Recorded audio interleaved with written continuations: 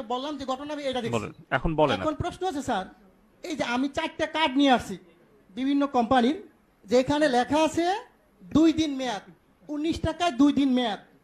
এটা হচ্ছে বাংলা লিঙ্ক। এখন আছে 19 টাকায় আপনার 24 ঘন্টা মেয়াদ রবি।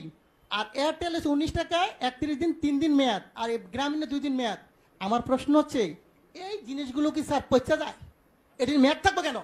আমার প্রশ্ন হচ্ছে মানুষের টাকা আপনি মনে করেন আমরা যদি 20 কোটি লোক হই, যদি 20 টাকা করে ভরি, আর একদিন সবাই কথা বললাম না, কত হাজার কোটি টাকা এই কোম্পানি নিয়ে যাচ্ছে, সিস্টেমের মাধ্যমে নিয়ে যাচ্ছে। এর আগে আমি বলেছিলাম, একটা নিউজে দেখাইছে 17 মিলিয়ন ভিউ হয়েছে।